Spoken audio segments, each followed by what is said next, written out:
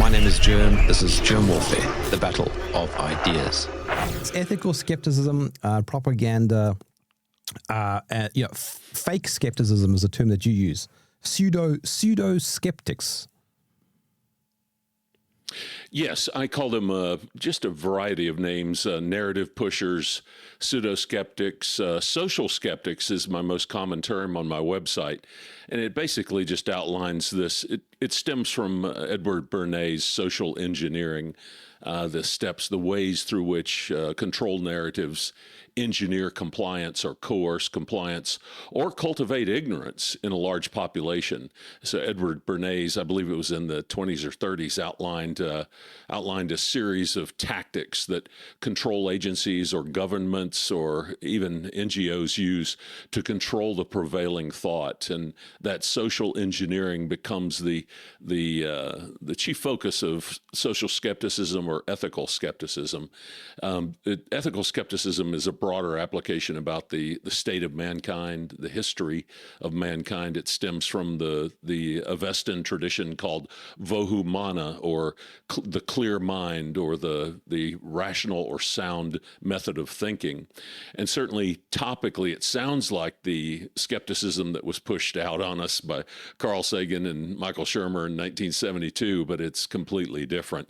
And a number of different apothegms or principles that differ inside ethical skepticism, which is more really scientific skepticism, as opposed to this false bravado that is foisted on the population to help them filter out ideas that the narrative agency doesn't like. Our job is not to filter out ideas. It's actually to go and examine them. Skepticism means to examine, to palm, to look. It doesn't mean unbridled doubt. It doesn't mean cynicism. It doesn't mean doubt everything until you find final proof. Final proof is 1 to 5% of the time is what we attain. It's a rarity. Most of the time, we understand what we perceive to be chains of likelihood or probability. So what social skepticism or fake skepticism does is it manipulates these probabilistic arguments so that they just happen to always end up on one conclusion. And you'll notice that they never introduce what William of Ockham called plurality. That means more than one reasonable explanation. They always hone back in on one incumbent explanation. And you'll see that habitually, inside the discourse applied by social skeptics. I'm almost tempted to say that the COVID era was a great example of what you're talking about. Safe and effective, Roger. Absolutely. The narrative coercion that was deployed during the COVID era, it really highlighted these tactics. We were witness firsthand how people were killed, basically through bad science, bad skepticism on the part of the public and on the part of those social communicators who pushed this bad science. But it ended up killing hundreds of thousands, arguably millions of people in the U.S., and then, of course, millions of people worldwide. The vaccine was not safe. It was not effective. The statistics make that clear, absolutely clear in the data. But through these social narratives, they can control a good 60, 70% of the audience just through clever wording, rhetorical expressions, apothegms, and semantics. And this is not how science is conducted. But, when we're arguing UFOs, well, okay, yes, I actually appreciate some of the semantic arguments and apothegms that are tossed around out there. But when we're talking about family members dying, and we had 11 family members die of cancer in 2023 after one person in our family the prior 60 years. We're not a cancer family. And all of a sudden we had an extraordinary wave of cancer. That proves out, once you go look at the CDC statistics, once you lay them into what is called a deviation from trend signal analysis, what professional systems engineers use, you can see the cancer signal. But what happens here is, and this is a perfect example of social skepticism, they put out these flat high school trend graphs and then put a regression through all the data and say, hey, it looks fine. Yeah, it's trending up. because the regression is grabbing, the entire domain. So it is going to trend up, but they're ignoring the inflection that occurred to the very week of the vaccine rollout in terms of cancer, especially, but also excess mortality that wasn't COVID. This type of coercive, manipulative rhetoric is a sign of agency. Now, agency, I don't mean that from the standpoint of personal agency. That's certainly one valid definition of the term agency. But from an intelligence standpoint, agency means you're carrying someone's water. You're not thinking for yourself. You're going out and expressing a coercive message to the public and expecting that everyone is going to believe you just because you have a couple clever one-liners and represent authority.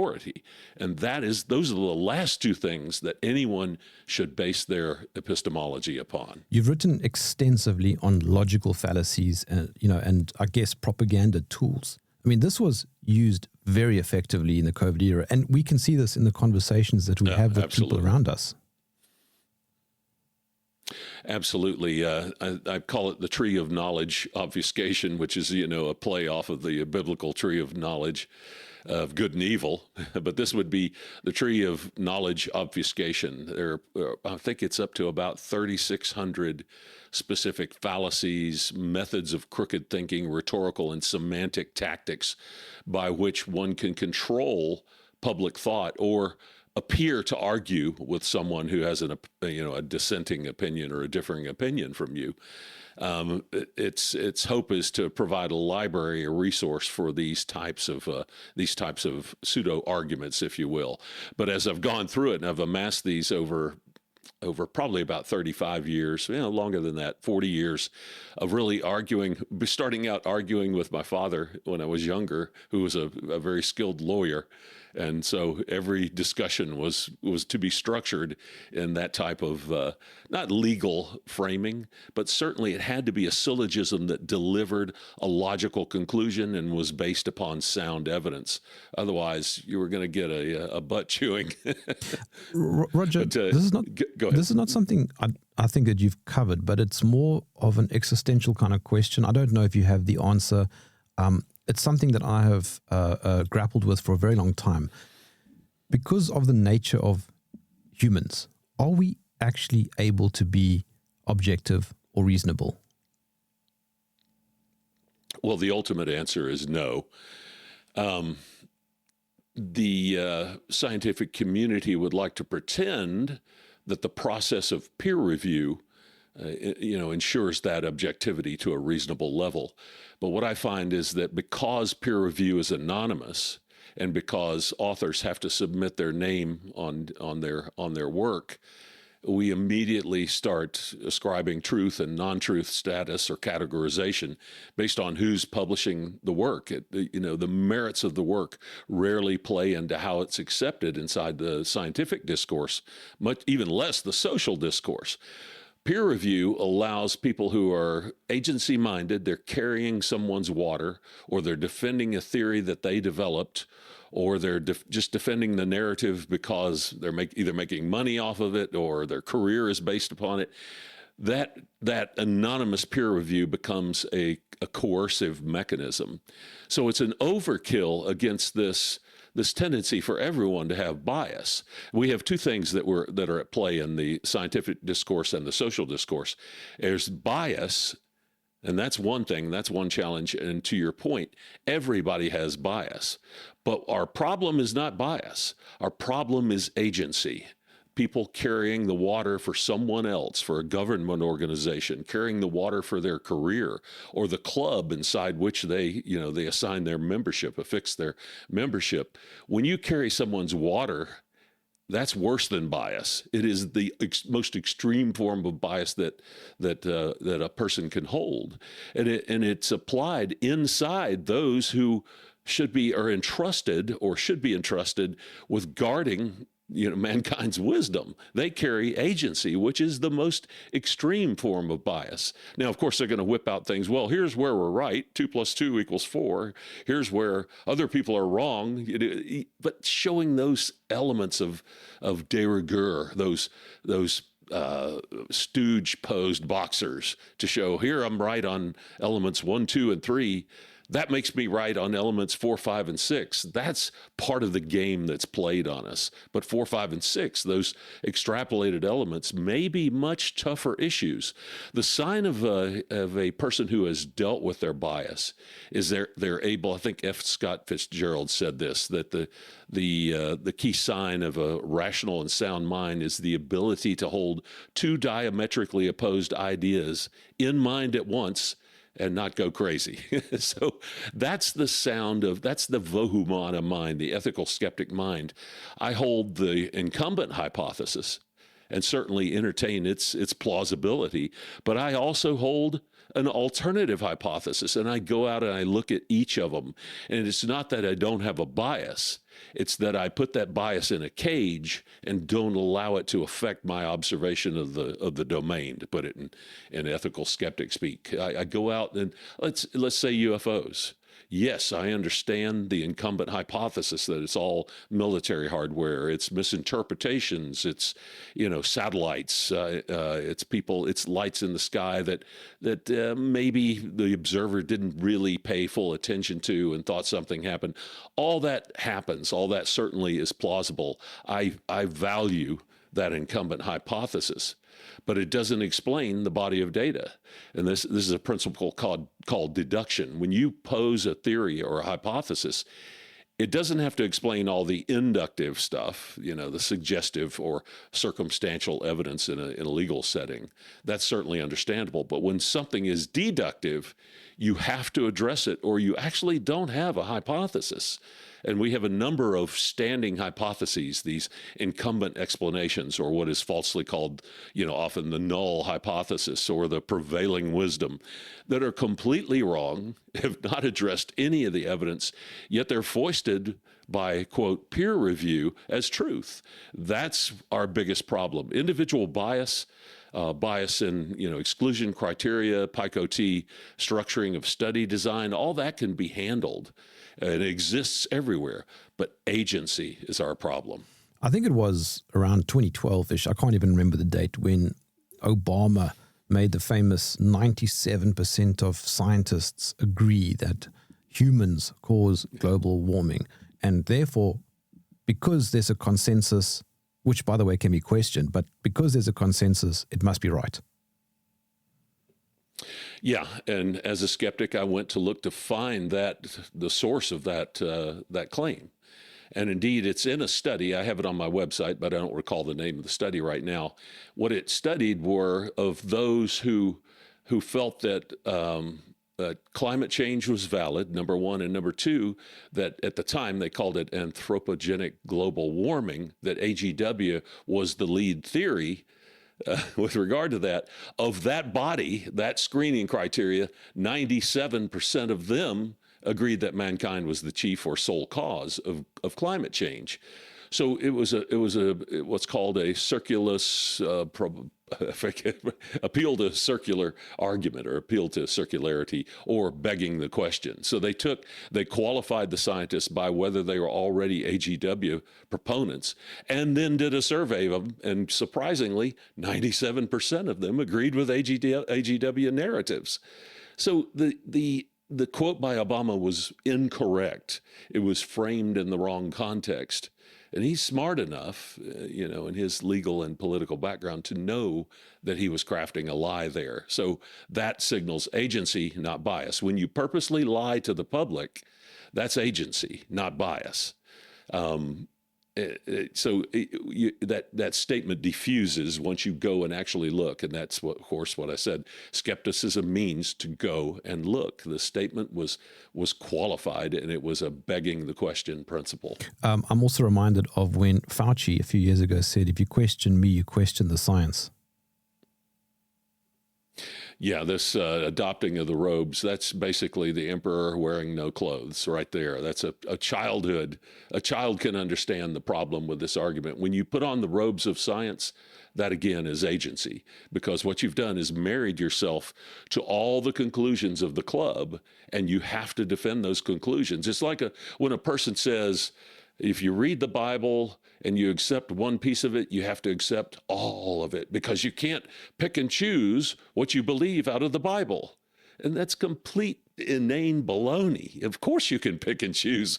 We picked and choose the Bible to begin with. The same thing applies to science, that those two apothegms are foisted, that you can't pick and choose the science that you regard as valid. You must believe it all scientists are truthful and correct, and I am the head of science. I am wearing the priestly robes.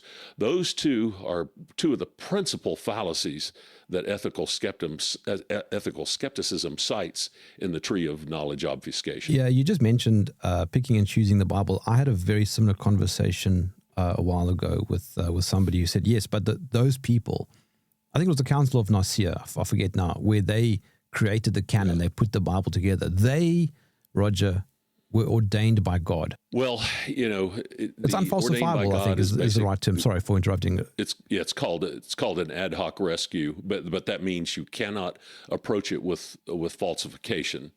A lot of people say, it's unfalsifiable. Well, that means it's true, because you can't falsify it. You can't approach it with falsification or deductive methodology. It's called an ad hoc rescue. It just means that I can appeal to that at any time. Anytime I see something that is challenging, or what they call the gaps, then I appeal to God. Science does the same thing. They appeal to infinity or plenitude.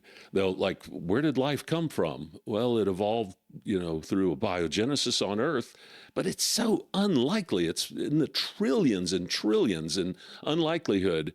So what they do is they appeal to plenitude. Well, given enough planets and enough time, it's eventually going to happen. Well, that's nothing more than an appeal to God. You just don't have a person, the face of a grandfather stamped on that argument. That's an appeal to plenitude. It's ad hoc. It's an ad hoc rescue.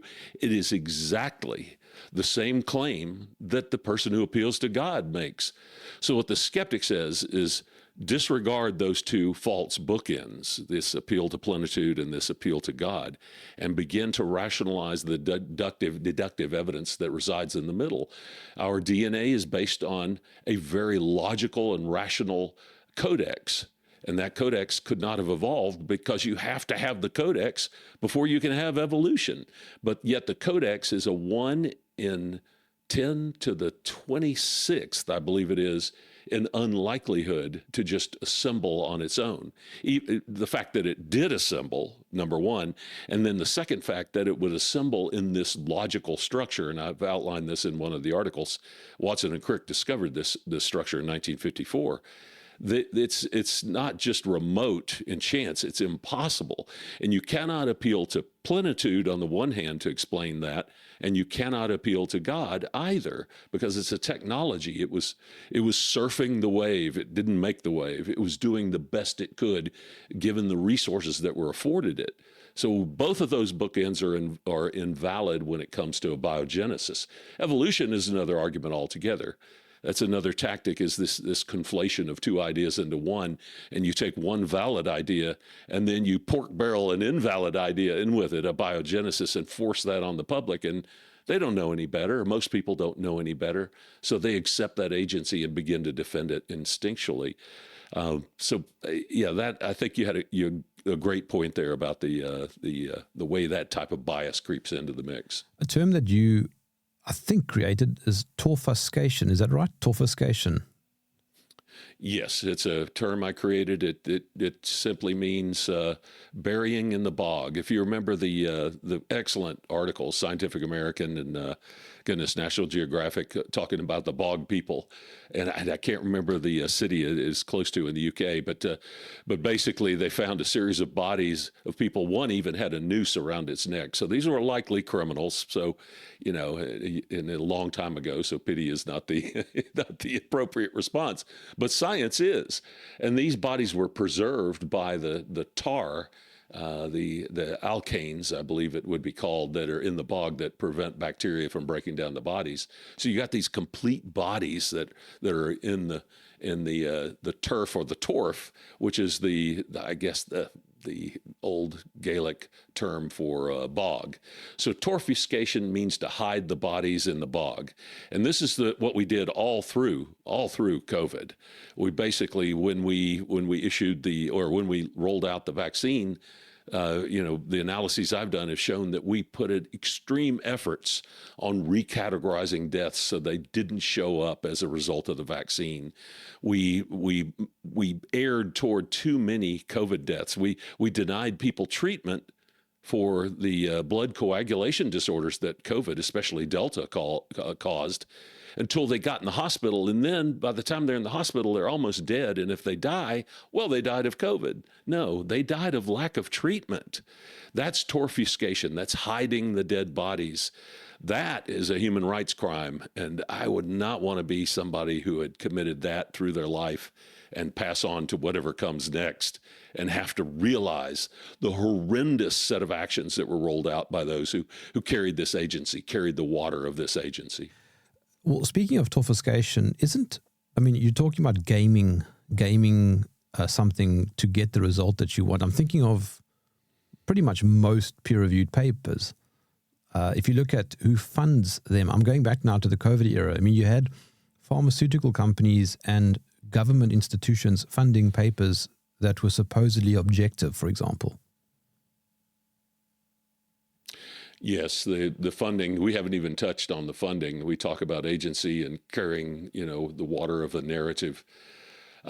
Funding is certainly a big factor in there. In fact, it's the most often appealed to objection to syndicate science is what I call it. When you assemble a syndicate, I go back to I stayed at a place called the Orchard Inn when I was doing surveys of the eastern region for REI Sporting Goods, talking about their expansion of their corporation.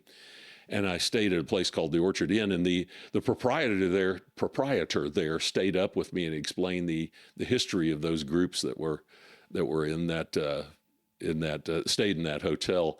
They were basically booze runners. It was I'm trying to remember, Railroad Clerks Union Stayover Hotel on their transits between New York and Florida. It was in North Carolina. I think it was in Saluda, North Carolina. And so what they would do is spend the night there, but they helped organize the booze runners that were taking booze out of the mountains and down into the Piedmont and up into the Northeast from Appalachia. And so they would coordinate that out of this hotel. And it was a very successful operation. It had I forget, it was probably 18 or 25 garage doors underneath the hotel. And the booze runners would cut in there really quick and they'd shut all the doors down. Then they would drink and have a stayover at the hotel, that evening before they continued their journey.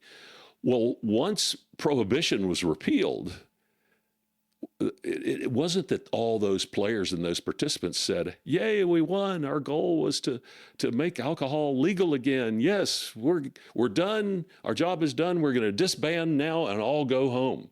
No, the value was not in the product. The value was in the network itself. And so that network simply said, "Hey, our connections, who we've paid off, the graft that we've rolled out, the power structure, the transit lanes, the freight, the transportation, the people, all that is way too valuable to just drop now. What else can we run illegally?" And so that became the origin of our drug running, illicit drug running network. The power is in the cabal or the syndicate. It's not in the product. The product is not actually what they're selling. What science is selling is the club or the syndicate of science, so that it has the power to dictate and enforce conclusions. I've outlined this in a principle I call the principle of diminishing scientific returns. When you get a mature science, say like archaeology, and you have what's called prior art. In patenting, you always have to address prior art. In other words, what have people done in this field in the past? What has been accepted as truth in this field, or at least sound epistemology in this field in the past? And when I file a claim or if I file a study, I've got to look back at all that prior history of science and ensure that what I'm saying conforms and comports with all that science. Well, as we begin to accumulate more and more science inside a discipline, say like archaeology, we begin to slow down because we're driving through the rearview mirror. We're basically looking behind us to make sure that we don't piss anybody off, we don't harm our career, we don't dissent on the wrong thing. So I've got to look back through maybe 10,000 elements of inference in past science before I can make my statement. What that does is it slows down the progression of science and turns it into a club celebration exercise. Every study that comes out, on a grad student's work or a new doctrinal candidate is basically, I not only have confirmed the prevailing wisdom, I've confirmed it one more increment in validity. And that's all that's happening. And so what happens there is science slows to a crawl. We stop discovering anything, as evidenced by what's happened at Göbekli Tepe over the last 10 years. They've shut it down because they don't want to know what's buried under that 95% of the site that remains unexcavated. They don't want that. They want the answers already codified, and everyone must comport their work to those answers. That's the sin of this club, this syndicate. The value is in the syndicate, and it expresses itself it manifests as a slowing down of science to a snail's pace. Now, on the counter, what they have to do is, since science is not functioning any longer, what they have to do is begin to frame science or their conclusions in rhetorical virtue. They have to start pointing out, the simplest explanation is the correct one, or the null hypothesis, or peer review, and all these things that are semantic truths, if you will, but in any given situation can be abused. In other words, they're not logical truths. They're not logically sound principles. They're conditional based on where the club is at any given time. That's how we squelch and steer science. That's part of this Bernays engineering that we cite. But at the website, we, for syndicate, I call it syndicate anti-wisdom. It's a methodology that rolls through our social discourse. And there are probably, maybe 18 or 20 different methodologies by which we lie to the public, but make it sound like truth. Disinformation. In other words, we use facts to lie. The most skilled form of lying is using facts in order to lie. I want to point out, though, at this stage that we often point fingers at the mainstream, but all of this applies equally to the non-mainstream, because we don't want to get caught up in a false dichotomy. Yes. Yeah, indeed. We have two expressions of that, and that's the job of the ethical skeptic, and I mean that generically, not me. Like the creative architect, it's the job of someone who would apply ethical skepticism. Is that, number one, you have to be able to spot psyops or limited hangouts. In other words, like the Pillar 43 at Göbekli Tepe has handbags on the top of it. Ooh, woo! We're in the mystery zone. We're doing our job. We're creating mystery. Woo! And all they've done is that gets touted far and wide when those are not handbags. They're easily explainable. But that's the problem. They are explainable, so they have to occlude or obfuscate this explainable message with the handbags message. That's a limited hangout or a psyop. But as well, we have individuals who will take either peripheral or inductive, mild induction, and run with it and extrapolate it 4 orders of magnitude beyond what they can. You see a light in the sky, and suddenly it's the Pleiadians, and they're dictating my life, and you need to do this or that. Those two camps are the loudest two camps inside the outside science, if you will, domain. And yes, they're a problem. So the principle runs both ways. I would say that the syndicate activity is less pronounced in that camp. It's less organized. But that also allows greater opportunity for the syndicate to manipulate it. So we do have a problem on both sides, absolutely. I think it was Sun Tzu who said something along the lines of if you can infiltrate the opposition and let the opposition eat itself up, then you're doing the job for the enemy, as it were. Yeah, absolutely. A big fan of Sun Tzu on the Art of War. I've read it probably 5 times and forgotten 95% of it, but I think sometimes it percolates through in my writing. But absolutely a great resource on the warfare the context we introduced at the start. No, I bring that up because on my show, for example, I've done a number of conversations, for example, around 9/11, and all of them are not the mainstream position. Now, that has led to all sorts of angry finger pointing. Oh, well, you're a limited hangout, controlled opposition because you're allowing Richard Gage, who argues for thermite, and Judy Wood says that the buildings were dustified. And now we're having people in the opposing camps fighting with one another. Mm-hmm. Yeah, that is the purpose of a limited hangout, is to put dissension in the opposing camp. So you have a syndicate that is unified because they coerce the members into being part of the club. You can't be in the club unless you adhere to everything the club says. And as they say in a religion, you can't pick and choose what you believe. You must accept the club. One of their first tactics is to divide the opposition, and certainly we have the camps the two camps that we just talked about, the limited hangout camp, and then those who are fanciful extrapolation, and they get in conflicts with each other, and it causes dissension, yes, and lack of ability to cohesively conduct research, but it also makes the entire, that side of the argument a mockery. And the syndicate just loves this. They roll out Michael Shermer and Scientific American to mock the other side because of these proclivities. But that's a problem, because Michael still represents only the syndicate. So ethical skepticism is as much a protest against those two camps, the PSYOP camp and the woo extrapolation camp. It's a protest against them as well.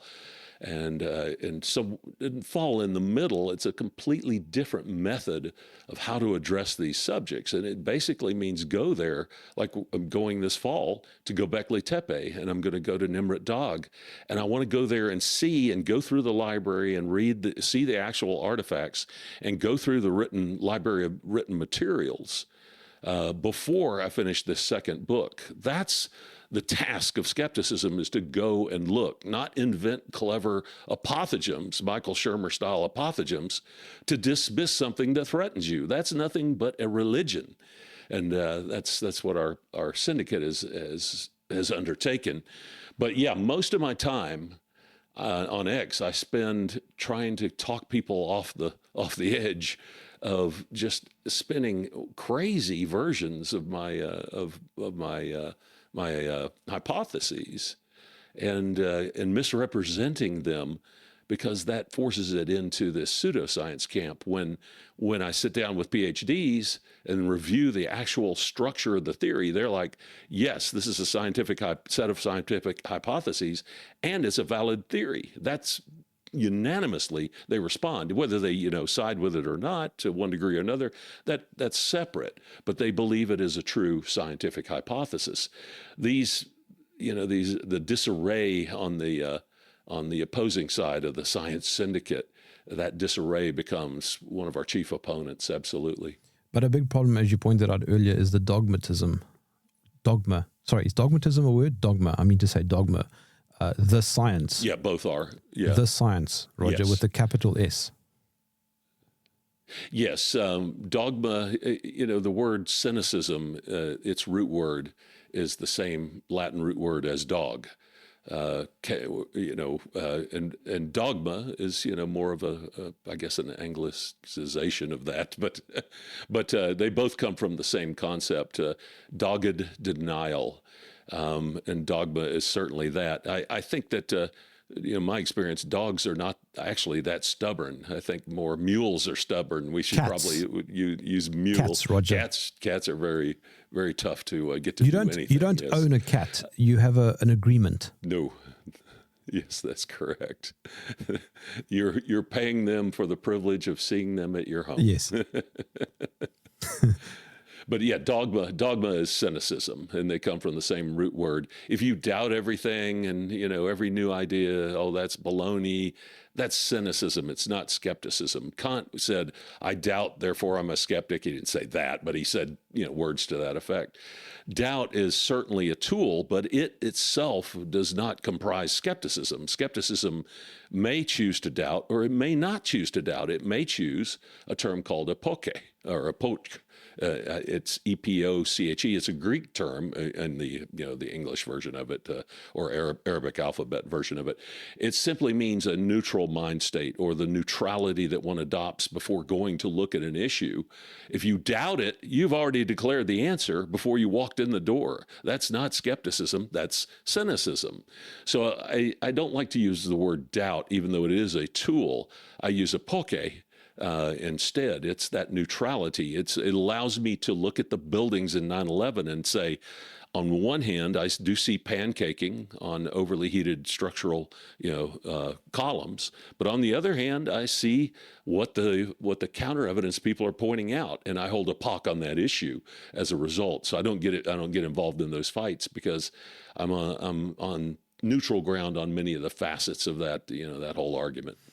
Yeah, on your website, you have, I think, about 25 language tricks, words.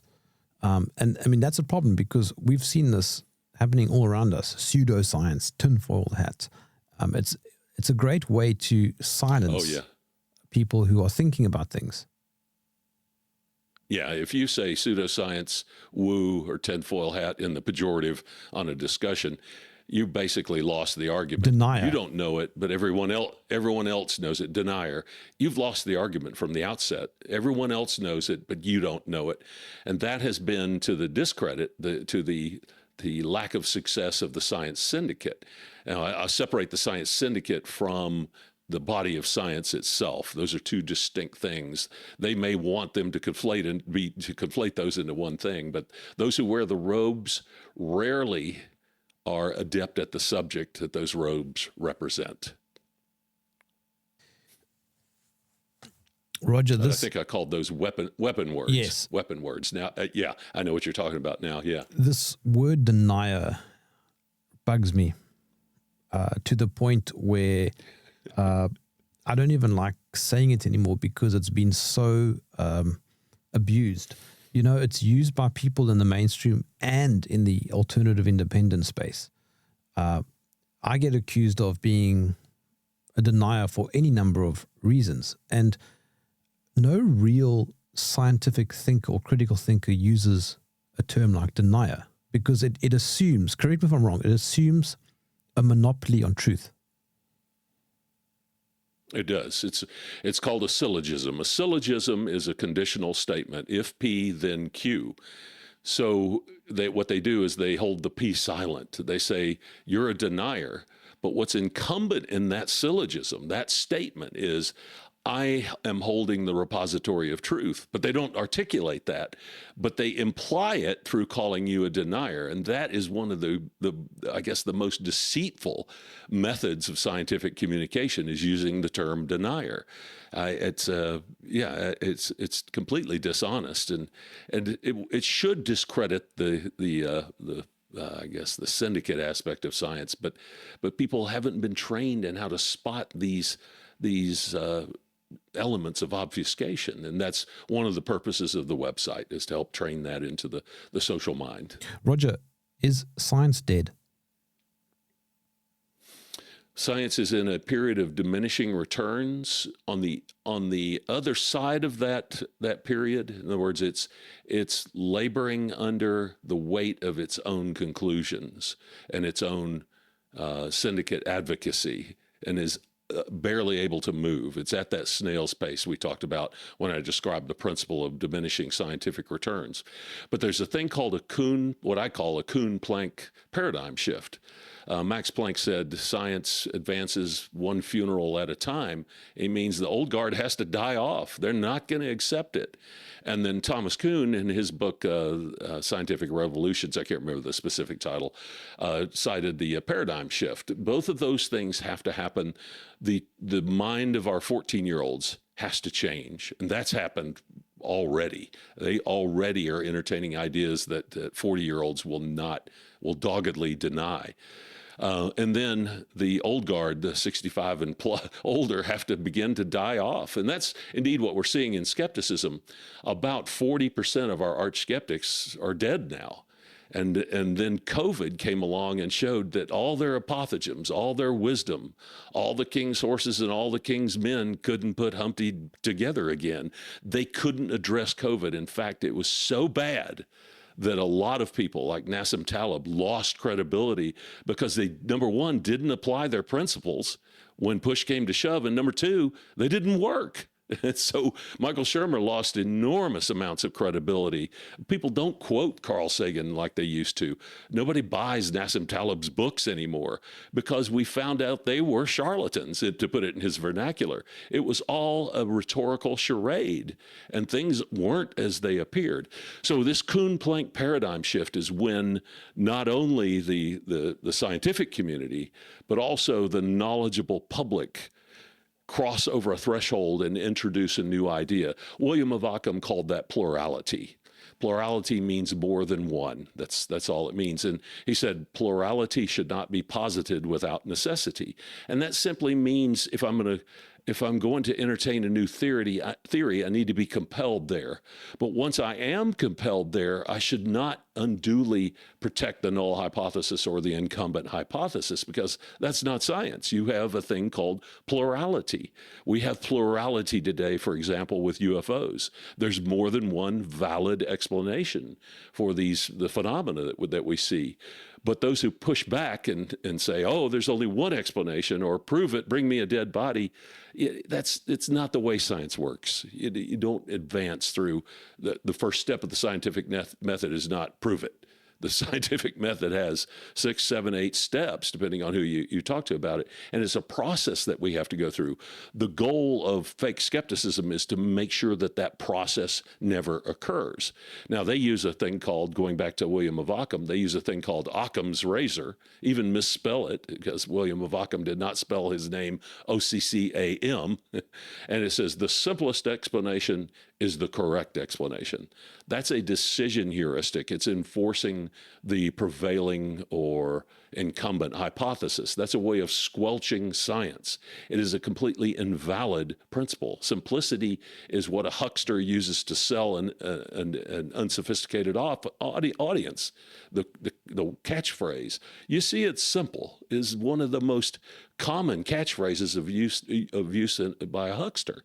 So these are hucksters that are promoting science. They bastardize Occam's razor, and instead of allowing plurality, they actually screen out plurality and do the exact opposite of what William of Ockham said. So this plurality is key in keeping that neutrality, that epoch. Would you say that true science is therefore nuanced? Well, to the degree that absolute proof only arrives, let's say, 5% of the time, and that's being generous, it absolutely is nuanced. But it's nuanced in the tallying of probability. That's one thing. Say we have Cox hazard ratios that suggest that a product is damaging human health. That's an observation of a positive. Or we have Cox hazard ratios that cite an absence of damage from a product. That's a negative, citing a negative or proving a dispositive. Those are the like drinking rat poison. Base tactics. You're almost always going to get sick or die. Yes. Correct. We rarely have things that are that manifest, the nuanced argument that you're raising here. 95% of what we have to deal with as a society and as those issues support us out of science are nuanced. They're probabilistic, if you will. And I hate to even frame it as probabilistic. They're dependent on a chain of deductive, inductive, and abductive inferences. And if you stick with just induction or circumstantial evidence, you're probably going to come up with the wrong answer, even though all the evidence points that way. But if you focus on deductive evidence, which is smoking gun or falsification. You know, if you see your neighbor walking out of your house at 1 a.m. and your TV is missing, that's deductive evidence. It's strong. Every alternative has to address, why was my neighbor walking out of my house at 1 a.m? That's deductive. But if you saw him hanging out in the backyard when your TV was stolen, that's inductive. He may or may not have stolen the TV, but you don't have to address the fact that he was hanging out in his backyard. It's inductive. The only way you can use that is if it's part of an overwhelming mass of evidence, including deductive. And then finally, abductive. Does the hypothesis you propose satisfy all the array of deductive evidence? Does it explain essentially everything? Those are the keys that help us rationalize this nuancing of science, not just issuing probabilities like it's a stats and probs class that somewhat reduces it down to ludicrous levels of tactical assessment. It's the art of using inference, the Sherlock Holmes detective method of resolving a difficult or prosecuting a difficult problem. That's the nuance of science. Did you ever see that paper published? It's a weird irony here, but it was a peer-reviewed paper by John Ioannidis a long time ago, 25 years ago, I think, in which he concluded that 70 to 80% of all peer-reviewed science is pretty much junk science. Yes, I have not read the paper. I read a summary of it, and I think it was probably back in 2022 where really people resurrected that paper. But the experiment that came off the tail of that, I believe, occurred in 2023, as a direct result of that assertion. And they submitted, I can't remember, was it 10,000 manuscripts into the peer review process? There was a test body of AI written studies that were just complete hogwash. They were a series of excellent sounding terminology strung together in completely invalid syllogism or statements of logical fact. And they were submitted into the peer review process, and I had these statistics memorized, but it was something like 70% of it was granted entry, was given satisfactory peer review simply because it appeared to be restating what we already knew, or was so much gobbledygook that the reviewers didn't really understand it and didn't want to tip their hand to that fact. So yes, peer review from that standpoint is dead. I contend that peer review needs to be the accountable aspect of scientific review, and that ideas should be based upon their merit, their soundness, their epistemic backing, the methodology, the screening, inclusion, and exclusion criteria. The structure of the study should stand as the personality, if you will. So if I publish a study, because it's me, it will never get accepted by a journal. It will never pass peer review because of who I am and the things that I advocate. That's not science. It's the inverse of science. So peer review should actually be the most accountable, personally accountable aspect of the scientific method. And then the publication should be anonymous to let the ideas stand on their own merit. I don't know if I'm slamming a paper from Joe Blow down the street who just got finished mowing a lawn and has a beer in his hand, or it's a paper that Einstein wrote and nobody's, reviewed it to date. I don't know that. I have to look at the ideas and assess the evidence that backs those ideas. That would be a wonderful proposition. And if the syndicate slams that paper, I want to know who slammed it and why. And I want to see their agency. That should be science. The way I approach most things, as a result of doing my podcast for the last 5-6 years, I've learned a lot. And I've broken everything down into two approaches. Tell me what you think. The one approach is, I believe, something that Bruce Lee once upon a time said, and that was, take that which is valuable, discard that which is not, create what is uniquely yours. And it's a very beautiful statement because it means that I can listen to anybody and find value in what they're saying. It doesn't have to be 100% of what they're saying. And then the second thing is, and I don't know who this is attributed to. Somebody said it was on my show that it was attributed to Einstein. I think that's incorrect, but it goes something along the lines of If 9 out of 10 scientists agree on something, I'm only interested in the one scientist who doesn't agree. And it's the combination of those two approaches that I find very, very helpful. Yeah, that's very much both principles. The Bruce Lee principle and the 90-10 principle are very much, I guess, examples that are offered that I offer inside the writings on ethical skepticism. It's called heteroduction in the second case. When 90% of those in authority say something, especially if they say something isn't. It's one thing to say something is, or a positive assertion of a positive. It's another thing to say that I have been able to observe a dispositive. There's no such thing. It's an appeal to ignorance is typically what's entailed there. Anytime 90% of science says something isn't, you need to be extraordinarily cautious when that happens. For instance, I led a materials lab, and the standing wisdom was that you could not materially transform the surface of titanium because of its hexagonal close-packed structure.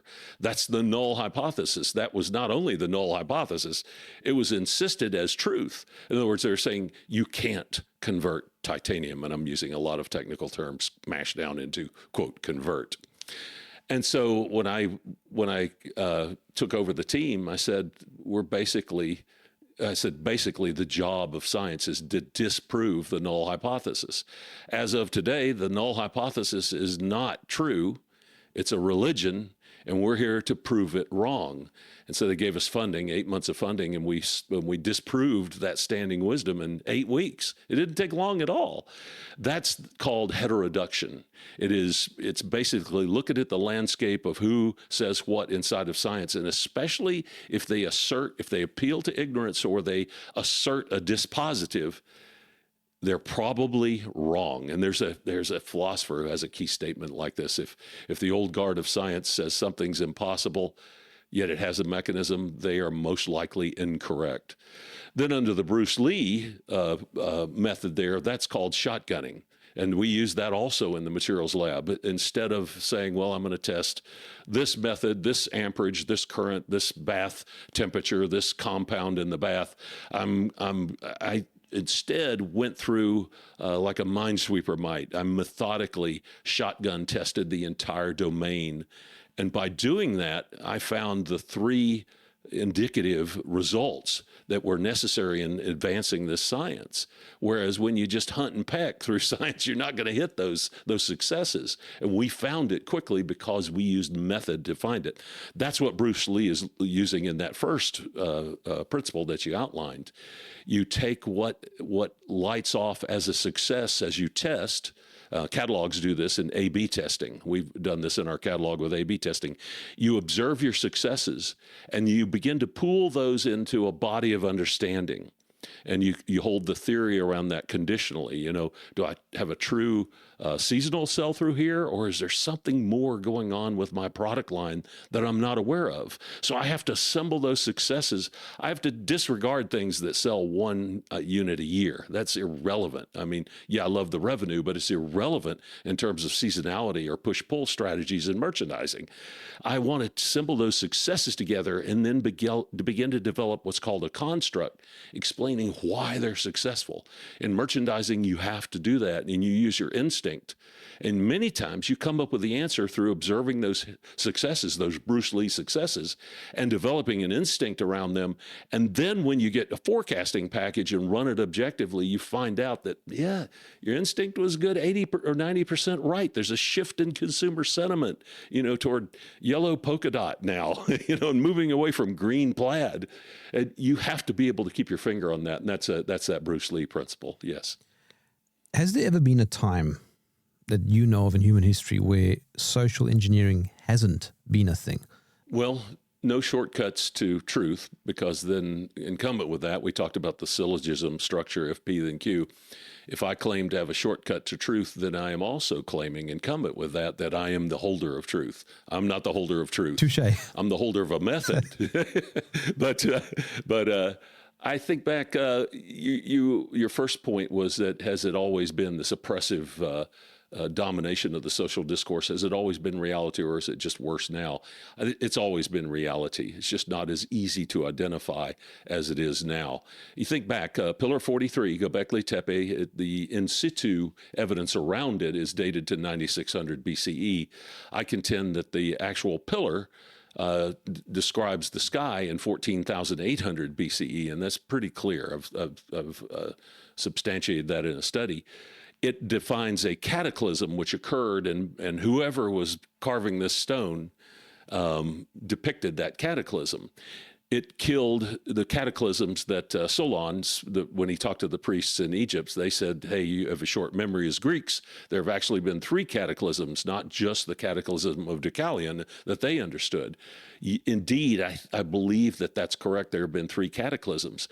The fact that they bury these pillars that describe these cataclysms, and they dig them up and photograph them before they know what they say, and then they hide them inside rhetoric. They conduct the torfuscation, if you will. The fact that they've been doing that for a long, long time tells me that it has been a persistent agency that has dominated science and dominated mankind for particular goals. It is the origin of this anti-wisdom of crowds and this Bernays engineering, this social skepticism that is pushed on us relentlessly by the media. It has always existed. It's just now we're beginning to get the terminology and the framing of principles so that we can spot it. That's the whole purpose of the tree of knowledge obfuscation, is so that people begin to spot the methods of agency and mistruth or disinformation. Okay, but Roger, is there not a risk in what you're saying, in the sense that how do I phrase this? By claiming that there is the truth, that is creating a binary? It does. You automatically claim non-truth when there are shades of non-truth that exist, that you're denying exist. And that's a problem. That absolutely is a problem right now. I think I go back to UFOs, not because we need to have that, necessarily forced as an answer, but the landscape that is inside the UFO discourse exhibits almost all of these principles that we're talking about here. So avoiding, coming to a final conclusion, there are shades of truth throughout that entire domain of study. And if you walk into that subject saying, I am truth, you automatically exclude all those shades of truth that are outside your admission. And you become part of the problem. It's lying with facts again. Okay, so I say that a bit facetiously because of the COVID era, I restructured my entire view on vaccines, for example. And our son was born and he's not vaccinated. And I would argue that it is true that he is healthier as a result. Yes, because of my son's, injury from the DTaP vaccine, I'm certainly skeptically questioning vaccines. So I went and looked. It wasn't that I wanted to get rid of vaccines. In fact, on some of the national strategies I've conducted, vaccines were an essential part of that strategy. But I wanted to question our version of vaccine. It's like a holy word. It's a virtue word. We put on the robes and we have a big V on our chest. That's not science. That's a religion. I questioned that religion and caught a lot of flack for it. But yes, when the COVID vaccine rolled out, my partner in an energy business went and got the vaccine on Thursday and then went into a coma on Sunday, perfectly healthy, and then died on Saturday. That just was another positive, a Bruce Lee positive that I a stake I drove in the ground and started looking at the statistics from that point on, or the signals, the systems engineering signals, and was the first to find the excess cancer event, its inflection and its magnitude, and the first to find the inflection and magnitude of non-COVID excess natural cause mortality. I found both of those first because I went and looked. Can it be stated that there are absolute truths?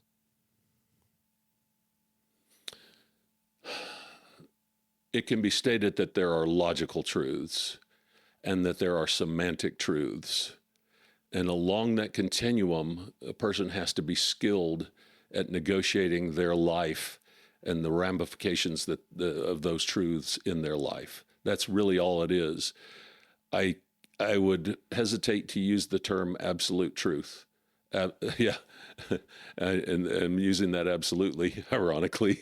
Even the existence of our universe, there are reasonable postulates or constructs that say it's a simulation. You go down to the Planck time interval, the Planck space interval, and it's quantized. It's just as if it's a computation. So it's no different than what one might surmise would be the constituent makeup of a simulation.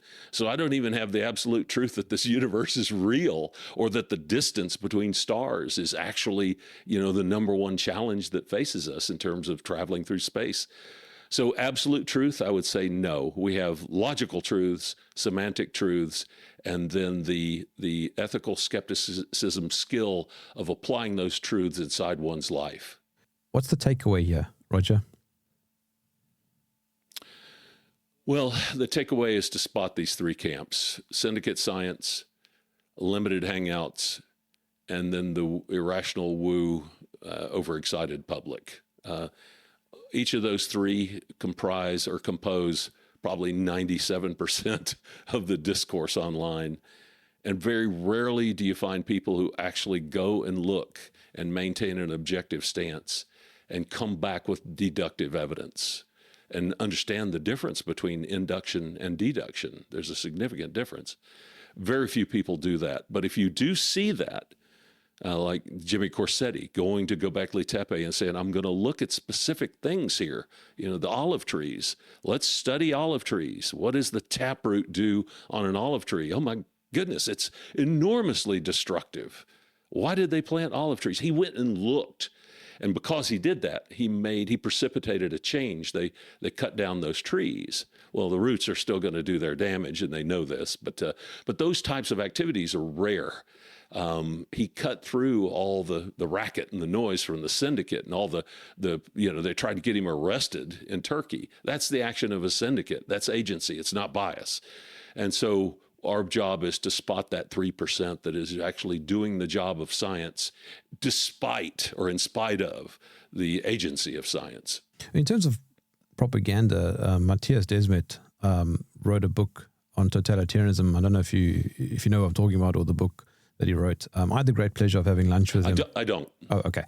Oh, excellent. He's a clinical psychologist based in Belgium, and he had some great commentary during the COVID era.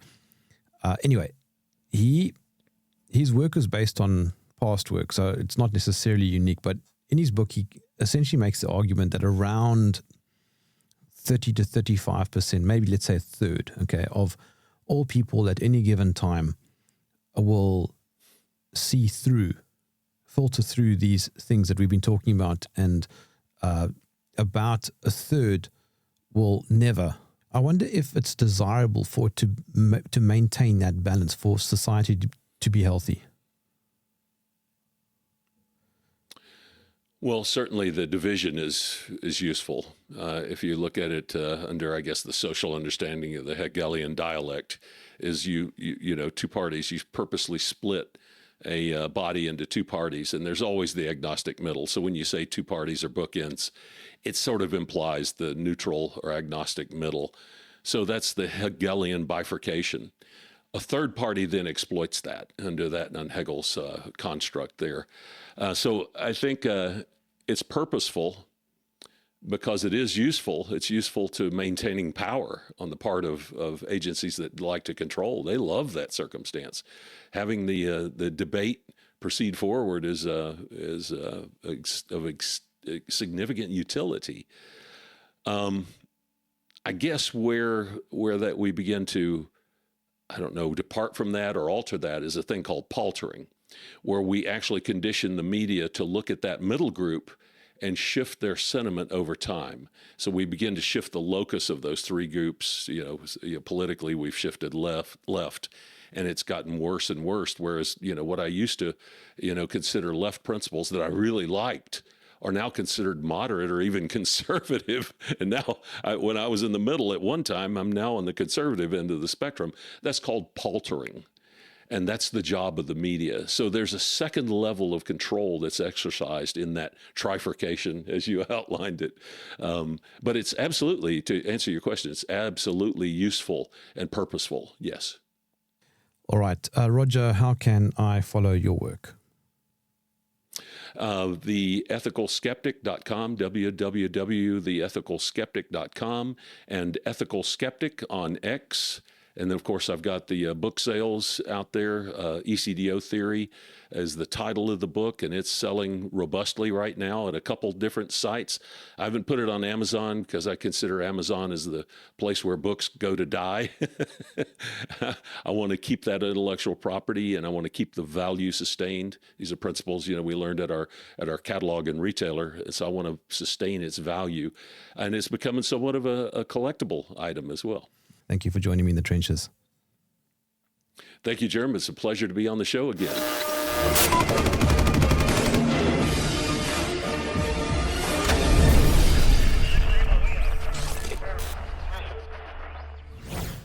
Thanks for watching to the end of the video. If you got value from it, consider joining as a channel member, which directly supports what we do here.